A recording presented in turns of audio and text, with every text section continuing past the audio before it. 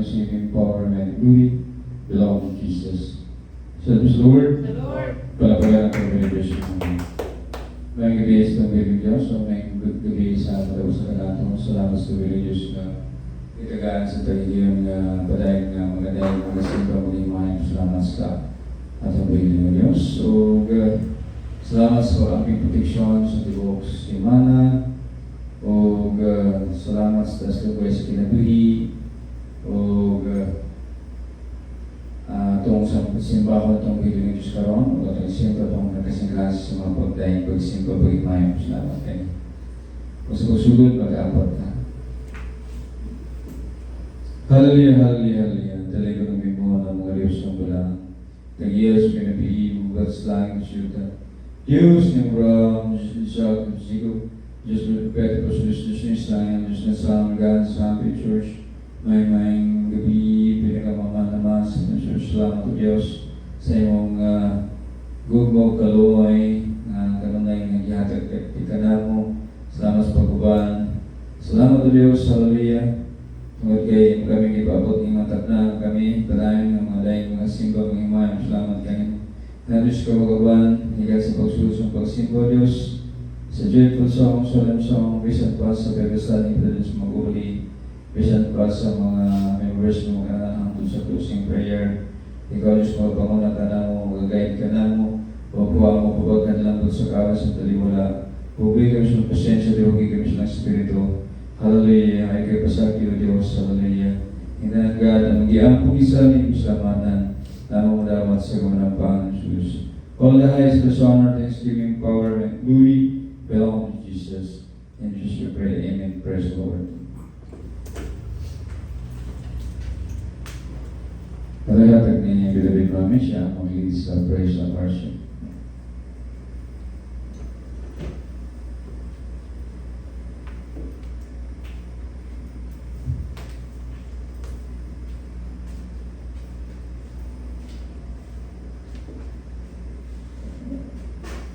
We praise God, magabi sa tanan, at ang gayon, at ang buhi, galayon ng Diyos sa mga joyful or glorious songs. Amen. Praise the Lord. Every praise is to our God.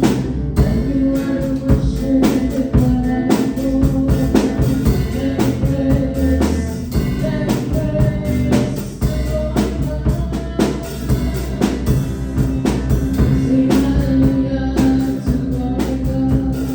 Glory hallelujah to our God. Every praise to our God.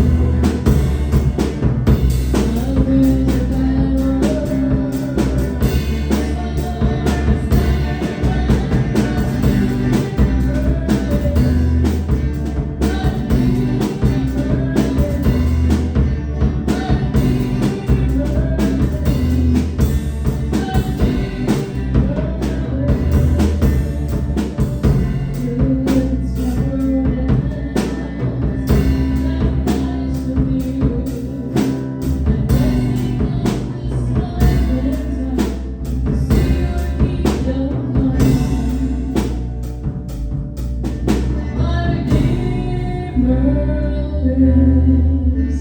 My Redeemer lives. My Redeemer lives. My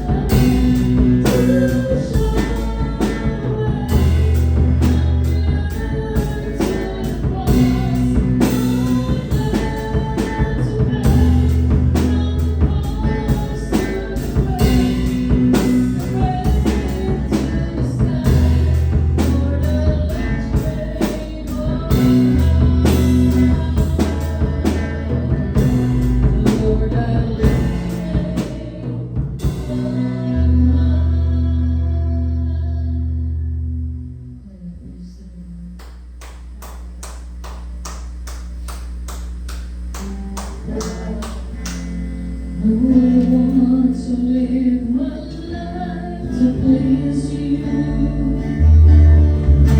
I bring my heart for you to behold.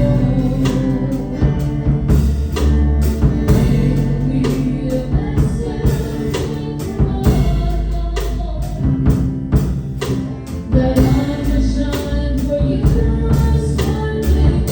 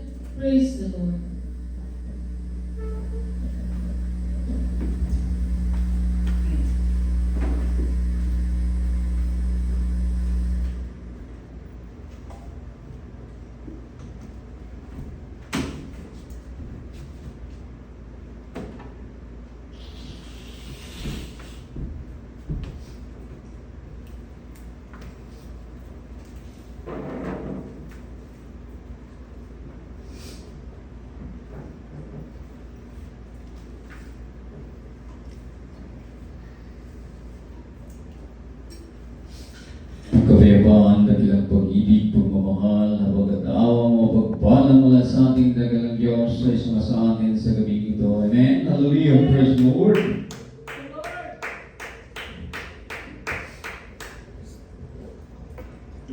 Palapagan natin ang tiniling Diyos. Hallelujah.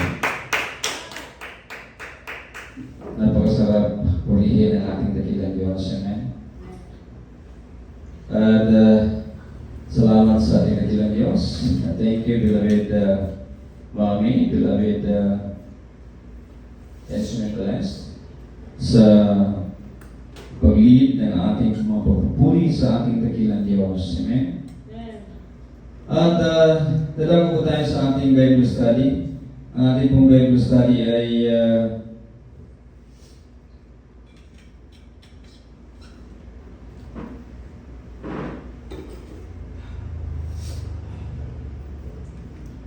nasa Deuteronomy chapter 14, verse 3 to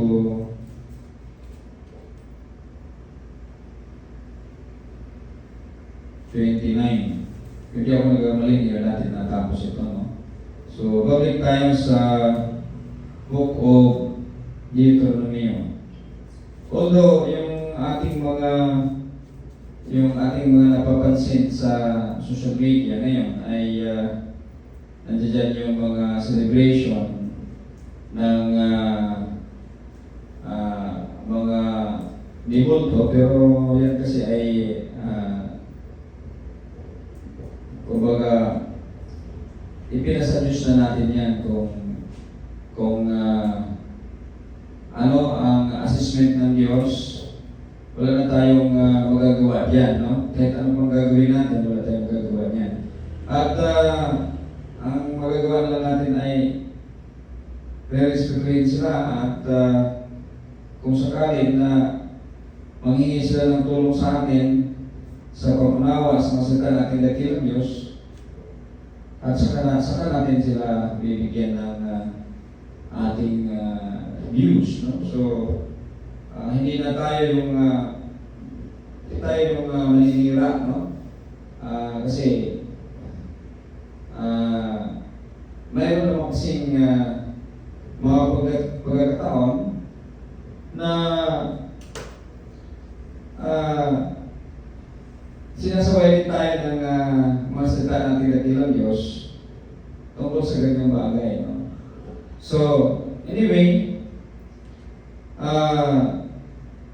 nasa dakilang Diyos na ang siya may magpapasya niyan kung tama o mali ang kanilang ginagawa.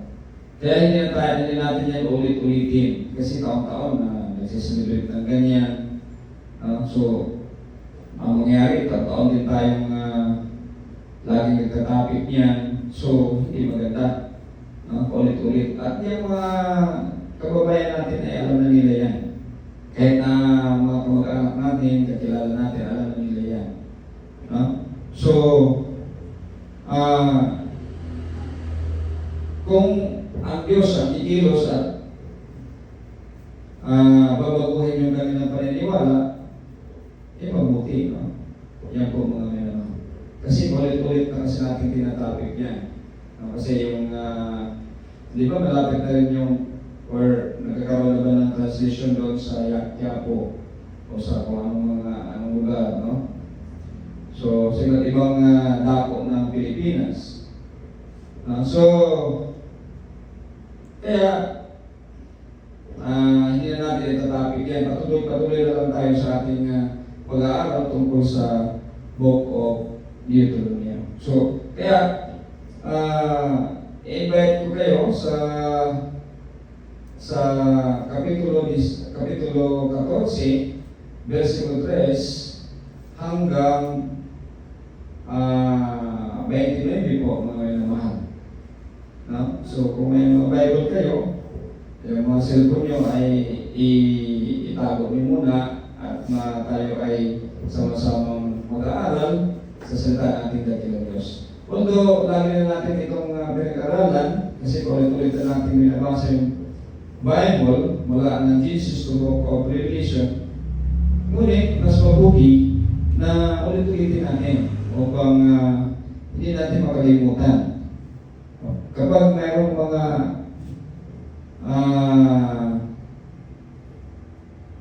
mga temptation, no?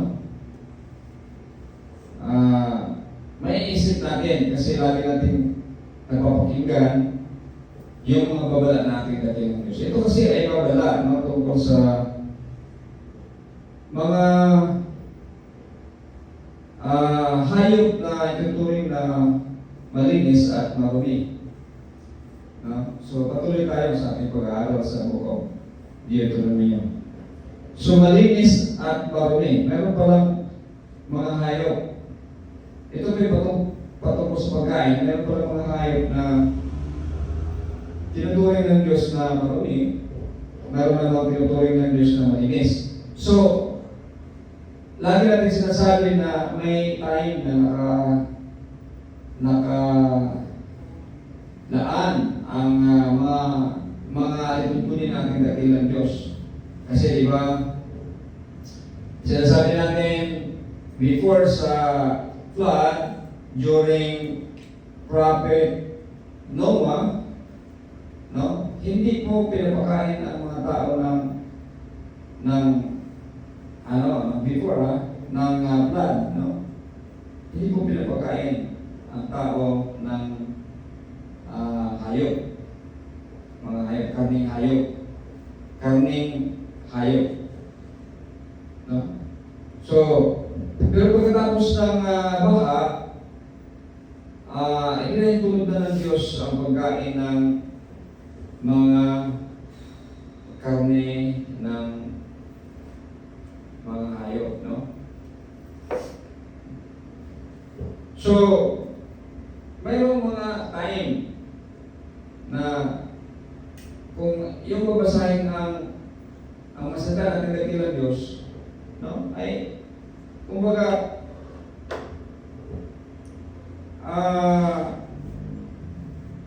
diyan mo maintindihan na hindi naman talaga ang Diyos masama na hinihigpitan tayo talagang, di ba? Parang sinasakal tayo. Hindi po. Kasi lahat ng ito ay nangyayari dahil sa pagmamahal ng Diyos sa tao.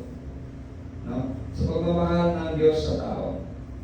Kaya ito, tulad dito, itong malinis at marumi na pagkain, kami ng anumang mga hayop, no, ay nakakatulong sa tao. Kung iyong isipin ang kadahilanan na gustong mangyari ng Diyos sa tao, mapoprotektahan ng tao ang kanyang sarili. No? Kasi alam ng Diyos ang kahinaan ng tao dahil siya ang gumawa ng tao. Yan po mga. Kaya may mga ay tutunin ng Diyos ibinigay sa tao upang ang tao ay magkaroon ng knowledge, mamanage niya yung kanyang sarili upang hindi mapahamak. Ito po yung purpose nito, no? Verse 3, huwag kayong kakain ng anumang hayop na ituturing na marumi. Ito ang mga hayop na pwede ninyong kainin. Baka, tupa, kambing, usa, mailap na kambing, mailap na tupa, at iba pang klase ng usa. Pwede ninyong kainin ang anumang hayop na biyak ang kuko at mamumuya ng kanilang kinakain. So, ito'y paalala, no? Kasi baka tayo hindi na nakakasunod dito, no? Pagka nasa labas tayo, nahihiya tayo na sabihin na magtatanong na kung ano bang ano ito, no? Ano bang karni ito? Di ba? Ano bang isda ito? Kasi kasama yung isda yung mga walang kaliskis, pinapakain ng Diyos. No? Yan. So, kapag nahihiya ka magtanong, aba, nakalimutan mo itong mga paalala natin dakilang Diyos. No? So, sinusunod mo na yung sarili, hindi na ang Diyos sa iyong buhay. Hindi na ang Diyos ang sinusunod mo sa iyong buhay. No? Yan. So, yung mga hayop, inimiritido, no? Pwede ninyong kainin ang mga anumang hayop na may biyak, ang kuko, at mumumuya. Ano ba mga hayop na may biyak, ang kuko, at mumumuya? No? Mayroon kasing mumumuya, pero hindi naman biyak ang kuko. Ano ba yun? Ngunit, huwag ninyong kainin ang mga hayop na minumuya, muli ang kinain nito, pero hindi biyak ang kuko. Gaya ng kamilyo, koniho, at daga sa batuhan. Ituloy ninyo marami ang mga hayop na ito. Huwag din ninyo kainin ang baboy. Dahil kahit biyak ang kuko nito, hindi naman minumuya ang kinakain nito. So, yung baboy, starting dito, no? Yung hayop na baboy. No? Tayo noon, kumakain tayo ng kaming baboy. Pero nung tayo ay binigyan pagkakataon ng Diyos upang makabalik sa totoong pananampalataya, tayo po ay medyo matagal-tagal na hindi na kumakain ng kaming baboy. Kasi dito, sa utusan natin dati ng Diyos, talagang inalagay dito. Kasi ang baboy kasi, itong animal na baboy or hayop na baboy, madali kasi itong alagaan at paramihin. At masarap yung karne niya. Yan. Masarap yung karne niya. Kasi kumbaga nasanay na yung ating panlasa. Kasi bata pa tayo, kumakain na tayo ng karning baboy. No? Pero, kapag basahin mo pala, ang kautusan natin dakilang Diyos, bawal pala ang baboy. Kaya, nung beloved wife, no? Binibiro siya na, kailan tayo kakain ng inasal? No? Kailan tayo kakain ng inasal? Makakain tayo ng inasal ngayon. So, inasal, kapag halimbawa sinasabi inasal, wala namang ibang iniisip na masarap na inasal eh.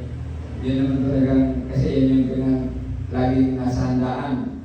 Medyo hindi gaanong nababanggit yung manok. No? So, baboy talaga. No? Inasal na baboy. So, tayo, siyempre mag-iisip tayo kaya beloved wife nag-iisip, no? Ako rin nag-iisip, no? Kasi mahirap naman na magpapakain ka, magpapakain ka tapos baboy. No? Kaming baboy o litso nga, no? Baboy. Litsong baboy. And then, alam mo naman na hindi pinapakain ng Diyos yan. Siyempre magigilty ka. Yan po mga so, hindi pwede na hindi ka kumakain tapos magbigay ka ng pagkain na ikaw nga ay hindi kumakain yan. No? Kasi alam mo na ang Diyos may higpit, no? Sa bagay na yan. No? Kasi ang Diyos ang nakakalam sa kahinaan ng tao. Yan po mga minamahal. So, hindi naman tayo mas magaling sa Diyos eh. Ang Diyos pa rin ang mas magaling sa atin kasi tayo ay gawa lang ng Diyos. Kaya walang dahilan para tayo na naglilingkod sa ating dakilang Diyos ay hindi susunod.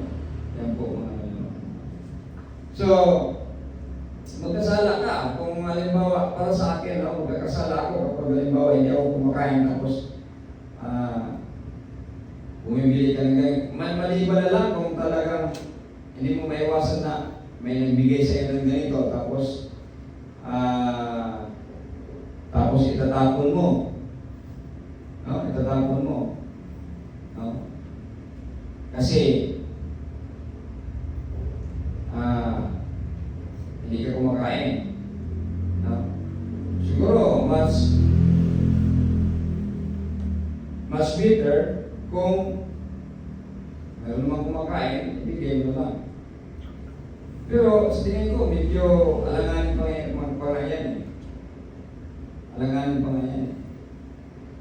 Kasi, siyempre masalasan mo yung salita natin na kilang Diyos. No? Pero, tao lang tayo eh. Kapag nabibigay ng ganyan, o, di ba? Tapos kung kilala tayong kumakain ng ganyan, so ano tayo? Kumbaga naawa din tayo sa pagkain at naawa tayo sa mga tao na mayroon ka na sanang opportunity nga makapakain, no? Makatulong kahit minsan lang, no? Sa magitan ng pagkain. Kaya inisip mo, ibigay mo lang. Yan po na rin. Pero siguro kung mayaman ka tapos instead na ipakain mo sa kanila, ibibigay mo. Bibili ka lang ng ibang pagkain, hindi yung ibigay mo. Yung kaming baboy na hindi naman ipinapakain ng Diyos sa tao, ay ibigay mo na lang sa mga alaga mo, no? Diba, may iro ka, may aso ka, o may erin ka, no? Pusa. Jadi, doon mo na lang ibigay, no? So, yan po mga minamahal, no? So, napaka-importante po, kasi ang Diyos ang nakakaalam sa kahinaan ng tao, particularly sa health ng tao, no? Yan po mga minamahal. So kaya, inuulit-ulit natin ito upang laging nasa pusong isipan natin na kung saan ito'y ating maalala kapag kinakailangan. No? Upang tayo ay makasunod sa kalooban natin ng Diyos. So kasi lagi din sinasabi na pagsunod sa kalooban natin ng Diyos ay para sa ating kabutihan. Kasi ginawa ng ating dakilang Diyos ang mga bagay, mga alituntunin, no? Upang tayo ay maprotektahan dahil sa kanyang pag-iibig sa atin. Yan po mga. Huwag ninyong kakainin ang mga hayop na ito o hahawakan ang kanilang patay na katawan. No? Di ba, osong-oso yan na kapag namatay na, bagong namatay pa lang yung baboy, yung kalabaw, yung baka, siyempre pinakatayan dahil nangihinayang. Pero hindi ko lang pwede. Bakit? Dahil sa dugo, no? Makakain yung dugo. Pwede ninyong kainin ang anumang hayop na nabubuhay sa tubig na may mga palitpik at mga kalskis. Yan. So dito na yung papasok yung sinabi natin kanina na halimbawa kakain ka sa labas na huwag kang mahiyang sumunod sa kalooban ng Diyos kung magitan ng pagtanong. Ano bang isla ito? May kalskis ba ito o wala? Tulad nung nakarang araw nung kumain tayo doon sa yan? Kapilag mo na. No? Sa SM, kumain tayo doon. So siyempre magtatanong tayo dahil baka makakain tayo ng pinagbabawal natin dati ng Diyos. Yan po. No? So, kasi marami kasi ang mga tao ngayon na hindi na sumusunod sa alitutunin na ito na ibinigay ng Diyos. Kasi ang paniniwala nila ay ito ay ibinigay lamang sa mga Israelita. Hindi po. Kasi tayo ay kumikilala sa Diyos ng Israel. No? At yun nga sinasabi ni Beloved Paul, no? Na yung grace, saved by grace, dalawang klase kasi yung saved by grace na sinasabi ni Beloved Paul na hindi naiintindihan ng marami. Una, yung saved by grace na tayo ay hinugasan ng Diyos mula sa kasalanan, na tayo ay sinasabing mga hintil na hindi karapat-dapat maging katulad ng mga salita, yan po ay tinanggal. Yung pader na yan, tinanggal ng Diyos yan, ng mahal ng Jesus. Magitan ng mahal ng Jesus. No, kaya, hindi na applicable yung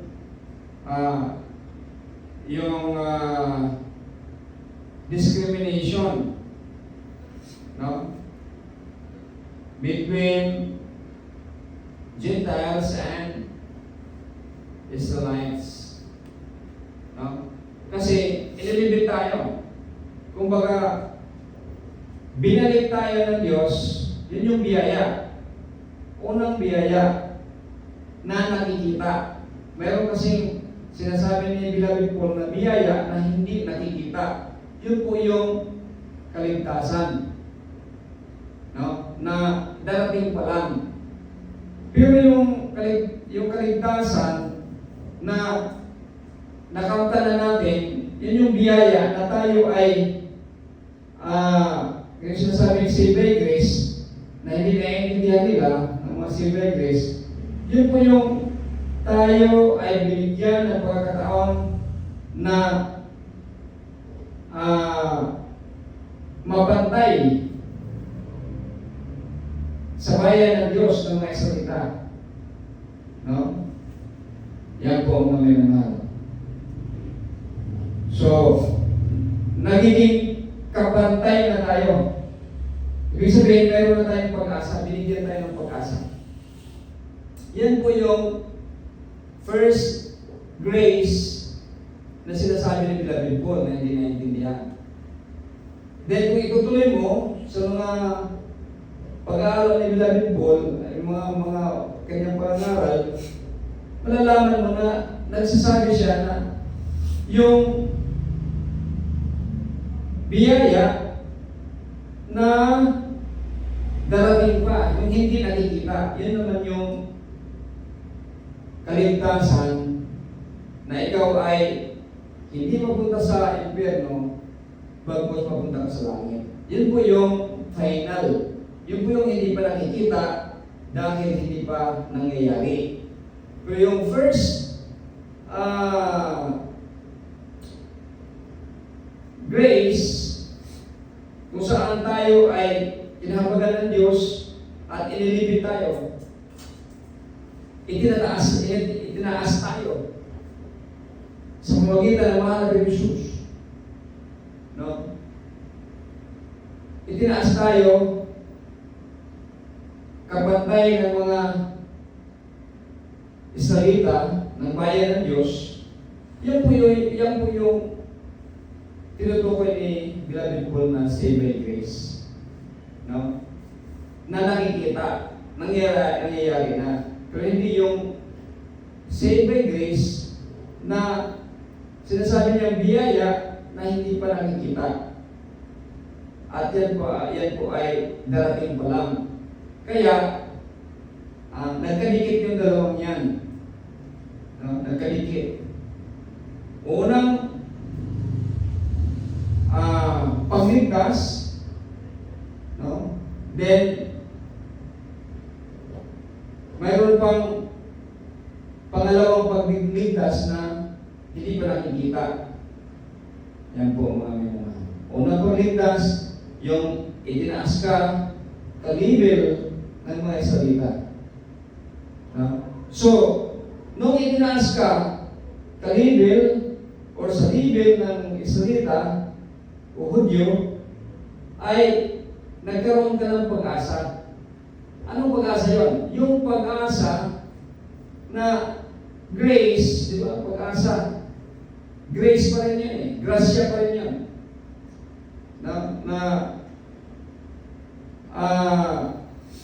Darating pa lang, hindi pa nakikita. Yun po yung sakop ng judgment. Kapag ikaw ay hinatulan at ikaw ay napunta sa langit, grace pa rin yan. Biyaya pa rin yan.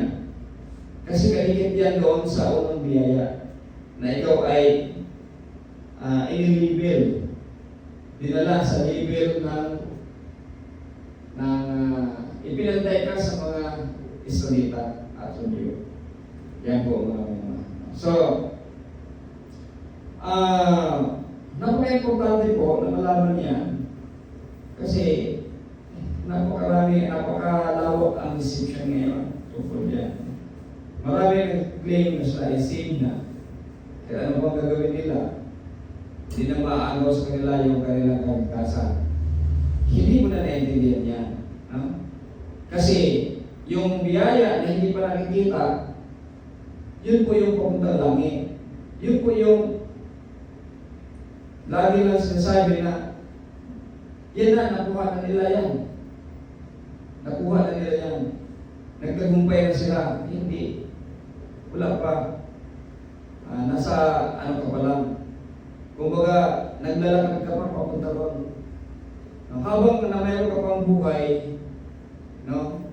Kasi kapag mayroon ka pang buhay, may posibilidad na ikaw ay matukso at magkasala, maligaw ng landas dahil buhay ka pa eh. No? Hindi naman pwede na sasabihin mo kahit nagmawa ka ng masama dahil naniniwala ka na sabihin mo ligtas ka na, eh mali yun. Kahit sa logic lang, hindi papasok yun. Yan po mga naman. So,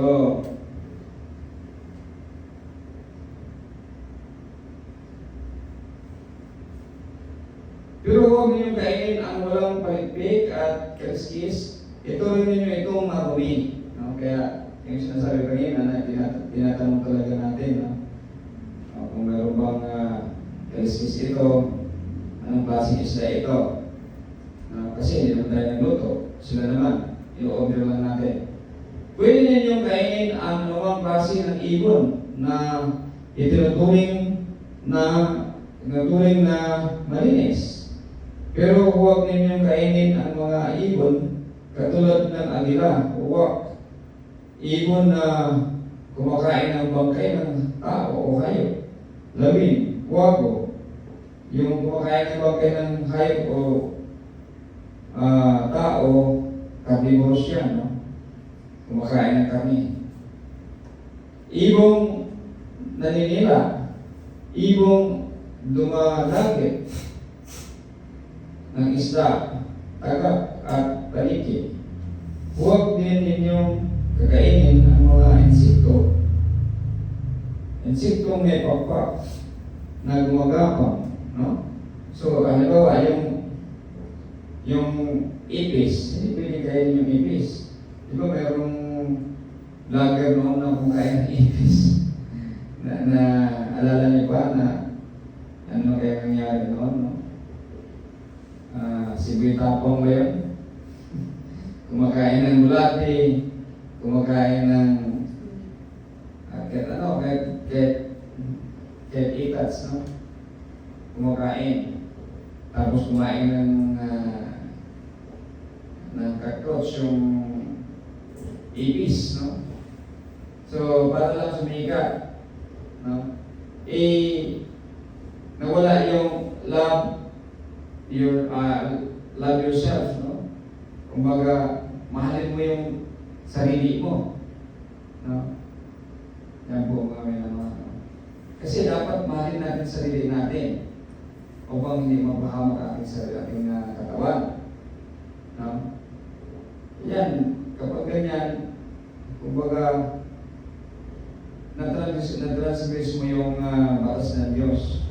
Hindi mo na inibig yung sarili na buhay. Ipinahamak mo na. Pero kung kumakain ka ng mga marumi. Ganun din dito. Nagmumula po sa idea na kailangan protektahan mo at kumbaga ingatan mo ang iyong buhay. Yan po mga nananahan. Kasi isa lang ang buhay, kailangan ingatan. Kapag hindi mo ginagawa yan, na hindi ka nag-iingat dahil kumakain ka ng ipis, kumakain ka ng bulate, kumakain ka ng manure, no?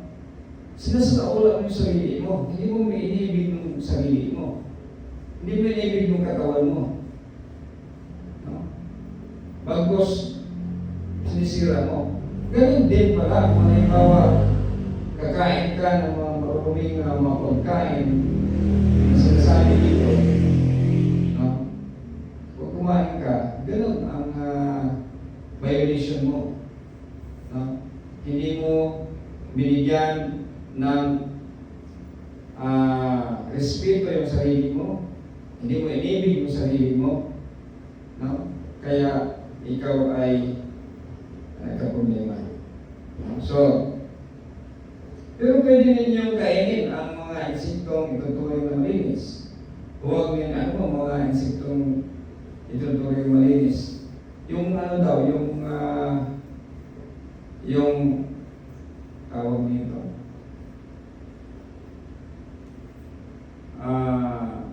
Sa ako na organo. Parang pagpapukam sa lubi. Dagdag kayo ng mga organo sa oregano, kanang oregano. Kung saan mga organo na siya, kanang magdula mo yung mga ibutan na mo sa kuhaan na magdupad-dupad siya sinisir. Kanang na lupad ba niya, nasa hihinta ng iyang dua katiil. Dua katiil para di mabali ang iyang tiil. Yang magsige na siya tuyok-tuyok kay nagsilupad. Pero di sa palupad kay nakahigot. No? Nahintan niya ang tiil. Muna yung mga tuwa-tuwa kanyan to. Kay pamimigay taong kakuha na ng kanang pagkaon mo ang hindi mo sa Ginoo, sa mana nila kano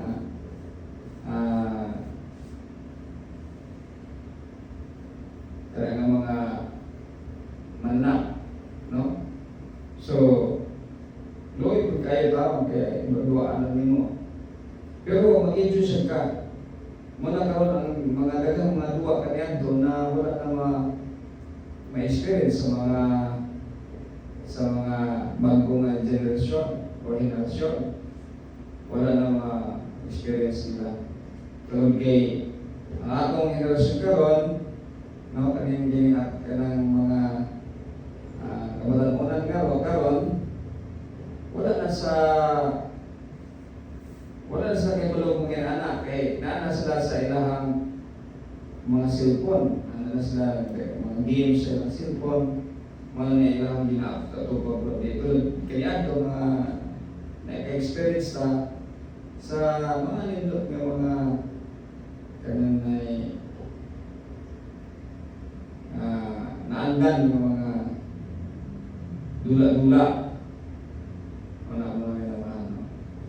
Wala na ron mauso. Kaya puso ka ron mga na ang cellphone. Huwag ninyong kakainin ang anumang hayop na patay na. Maaari ninyo itong ipagbili sa mga dayuhang o ibigay sa mga dayuhang naninirahang sa bayan niyo at kakainin nila ito. Pero huwag kayong kakain nito dahil ibinugod kayo bilang mamamayan ng Panginoon na inyong Diyos. Huwag ninyong lulutuin ang batang kambing sa gatas ng kanyang ina. Ito, mga babala, di ba? No? Ewan ko kung nasusunod pa itong ibang mga babala dito sa Diyos. No? So, dito, nasagot yung ating sinasabi na kapag may nabigay sa atin ng pagkain, hindi tayo kumain, hindi tayo kakain dahil bawal sa atin, pwede ba ibigay sa iba? No? Yan po kasi yung nakalagay dito. Ulitin ko. Huwag ninyong kainin ang anumang hayop na patay na. O diba? Ito, isang nalituntunin, no? Kapag may hayop, patay na, anong purpose? Upang hindi mo ma-intake. Hindi mapasok sa iyong katawan ang mga bakterya, mga kagaw, na ningad tulo dito sa iyang mga meat, no? Kay wala kagawas ang dugo. No, ito ang mga kagaw dito, nasagol dito sa unod. Kaya wala magagawas ang dugo. Kay para sa Diyos, ang dugo nag-symbolize sa life, buhay. So, ibig sabihin, atin pong pwedeng sabihin na masama talaga ang kainin ng dugo kasi mayroong mga bakterya dyan, mga kagaw. Kasi buhay, nagrepresent sa buhay. So, mismo sa dugo, mayroong mga buhay dyan. Yung mga bakterya, mga kagaw na hindi na namamatay sa init, na pwedeng pumasok sa atin at magpinsala sa ating katawan. Kaya ipinagbawal talagang mahigpit ng Diyos ang dugo. No? Kaya kapag halimbawa hindi nakalabas ang dugo, no? Ay talagang bawal yan. Kasi hindi nakalabas ang dugo, so hindi dyan sa kanyang katawan. No? Yan po. So, talagang mapagmahal ang Diyos, mapaggalingan, no? Kasi pwede naman iwanan na ng hindi ka napapansinin. Kung ano lang ang ginagawa mo, yun ang yung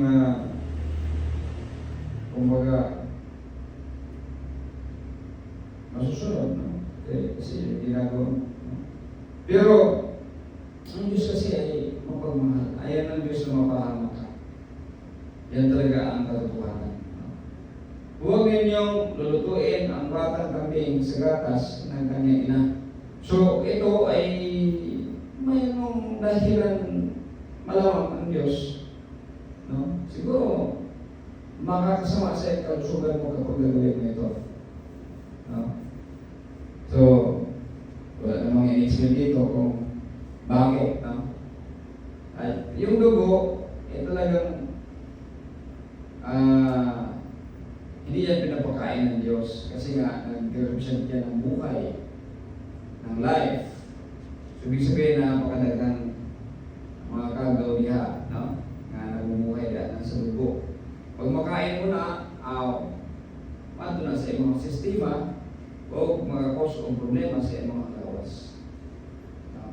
So, kaya minsan kapag tayo ay di ba, minsan pag may hinihingi tayo sa ating dakilang Diyos, no? At hindi binigay, kasi isipin natin na baka may purpose ang Diyos. No? Tulad ng mga sinasabi niya dito, mga tuntunin dito, may purpose ang Diyos. Para mapuntahan ang ating kalusugan. No? Ganun din yan, kapag may mga prayers ka, hindi naman nangyari, no? Alamin mo, no?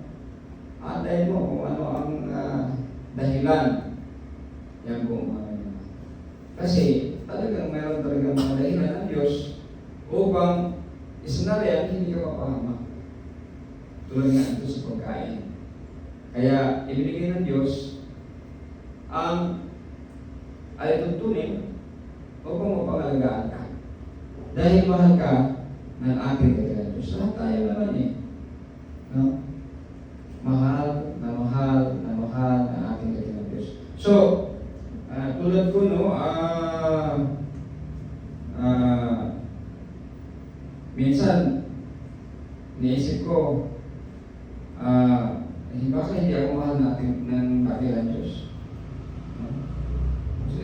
Minsan mag-doubt ka kasi hindi ibinigay ng Diyos yung hindi binigay ng Diyos yung kahilingan mo, yung mga prayer mo. Pero alam natin ang Diyos talagang alam niya kung kailan yan. Ano ang panahon na makabuti sa iyo. Kaya darating talaga. Lalo na kapag hindi mo siya isusuko, talagang makakamtan mo, no? Sa pamamagitan ng iyong mga dasal sa ating dakilang Diyos. So kung mangyari yan, maiisip mo, nagkamali pala ako. Akala ko hindi ako binabayan ng Diyos, hindi ako wala ang Diyos, walang Diyos, hindi mo pagmahal ang Diyos, pero hindi pala totoo. Yan po mga minamahal. Kasi ganyan talaga ang iisipin ng tao. Kaya sana hindi mangyayari sa atin. No? Kung mangyayari man, teka muna, kakabyo ka. No? Aatras ka ngayon, hindi pala ito ang tamang daan, dito pala.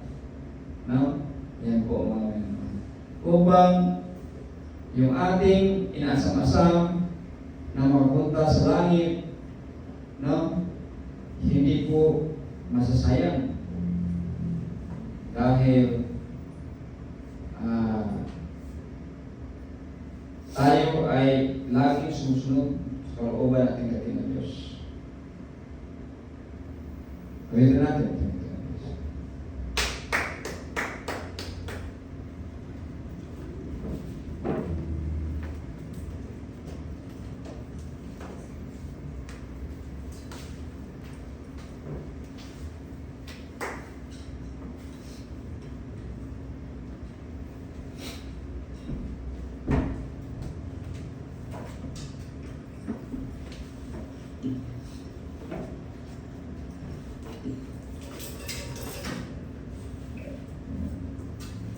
You deserve the glory and the honor. We lift our hands in worship as we magnify your name. You deserve the glory and the honor. We lift our hands in worship as we magnify your name. You are great.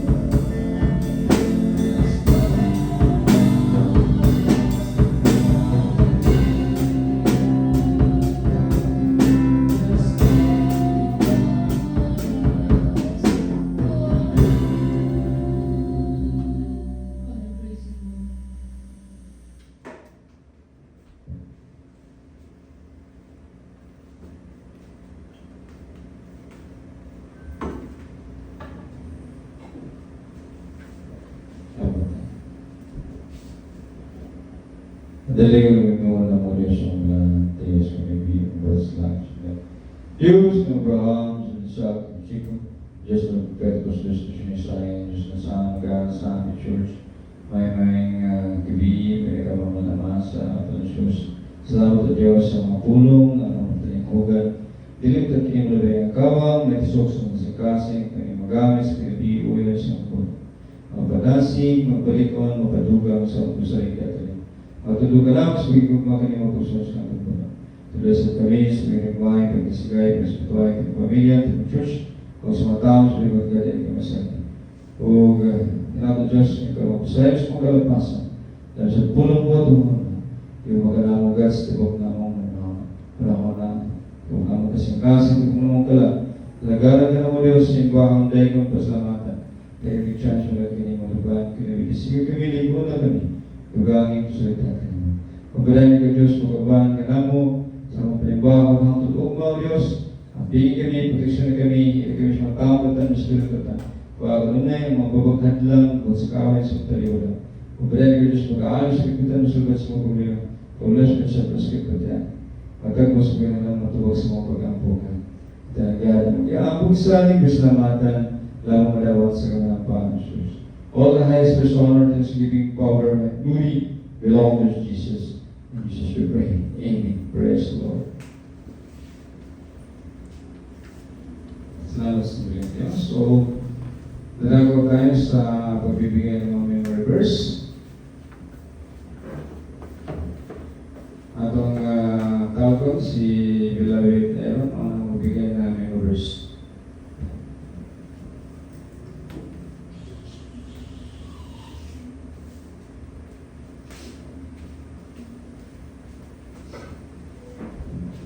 John 15 verse 4. Abide in me, and I in you, as the branches cannot bear fruit by itself, unless it abides in the vines. Neither can you unless you abide in me.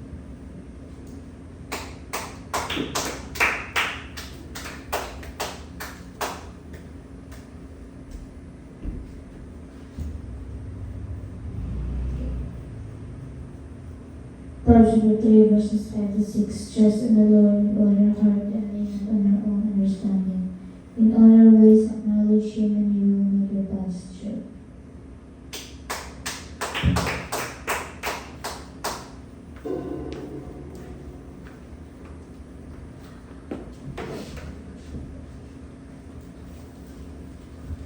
Galatians 5 verse 13. For you, my friends, who are told to be free, but let us freedom become an excuse for that your physical desires control you, instead of loving to serve one another.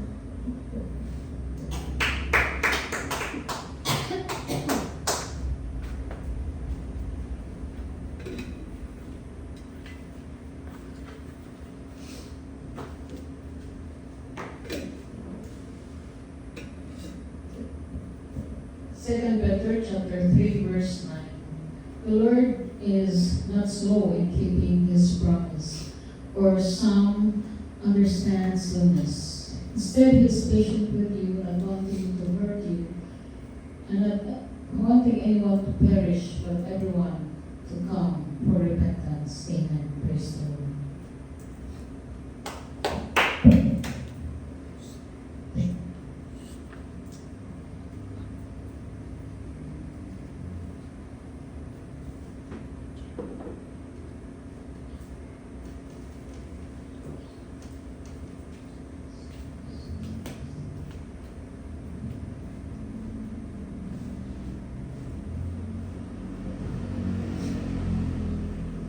Psalm 106, verse 1. Purihin ninyo ang Panginoon. Magpapasalamat kayo sa Panginoon sapagkat siya'y mabuti, sapagkat ang kanyang kagandahang loob ay magpakailanman. Amen. So, talagang kailangan natin magpasalamat, no? Lalo-lalo na sa napakabuting ibigay ng Diyos sa akin, no? Lalo-lalo na, no? Sa mga araw na ito, no? Ibigay kita ng Diyos ang kanyang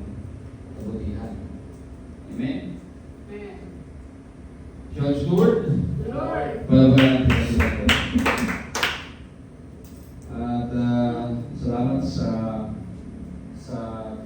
kagaugan sa aking pagdawang karon. Salamat sa mga pag-iingat na ating nakilang Diyos sa buong isang linggo. Ang tuloy mga orasa, yatang kiyapingan, proteksyonan. Panginoon ng bilang Diyos mga balance para ang proteksyon ka nato. Dalihan ng tibok gabi sa atong pagkatulog, ang tutugma, ang pingat na proteksyonan ng ipabatas sa pagtagon o ubanan sa pagpadayon sa atong pag-daig, pagsimba, pag-himay, pagpasalamat sa bilang Diyos. Amen. O pinag buhay galing ng Diyos at ang dakilang Panginoon patuloy na gagawin sa atin, patuloy na magpapagaling, mag-aayos sa sekretariya, magsulat sa mga problema, patuloy sa mensahe sa sekretariya o mga tagos na Panginoon matubag sa mga pag-aapuan. O kanunay na itong pahimangno ang pagpupuri, pagpasalamat, pagkakila, pagpanas ng kakilang Diyos sa araw-araw sa buhay, buntag o gabi, bawat ang lakaw, bawat ang natulog, kanunay, at ang bumulakaw sa palimalay sa sesyon buntagon, at ang unang papurihan at kakilang Diyos. In between, sa adlaw, ibang adlaw, paburihan din natin ang tingkatilang Diyos. Huwag nating hayaan na maging talpati tayo, maging talad tayo, no? Isalangalan natin ang kaligtasan natin. Dahil ang ating mga pagpupuri, pagpasalamat, pagkakila para sa tingkatilang Diyos, yan yung pag-asa natin. Yan yung ibibigay sa atin ng pag-asa, ibibigay sa atin ng kaligtasan, nagbibigay sa atin ng lahat ng ating mga pangangailangan wala sa ating dakilang Diyos. Amen? Kung natangihatan ni Yulani Sir, siya ang mag-lead sa closing prayer.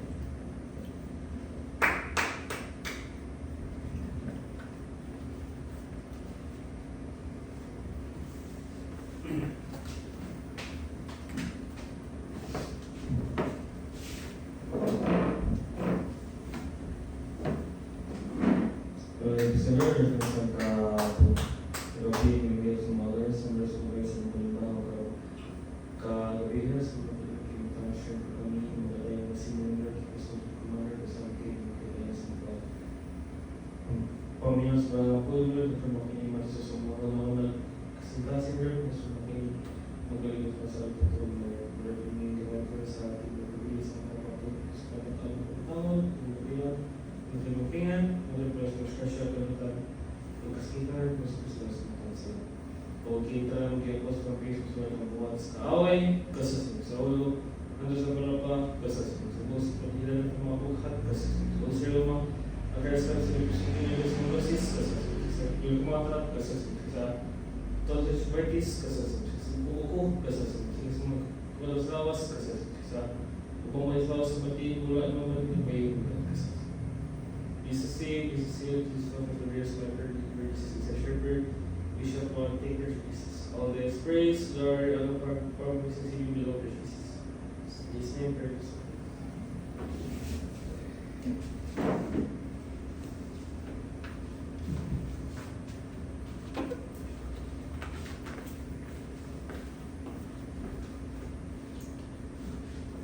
Sometimes, shout out to the Hallelujah.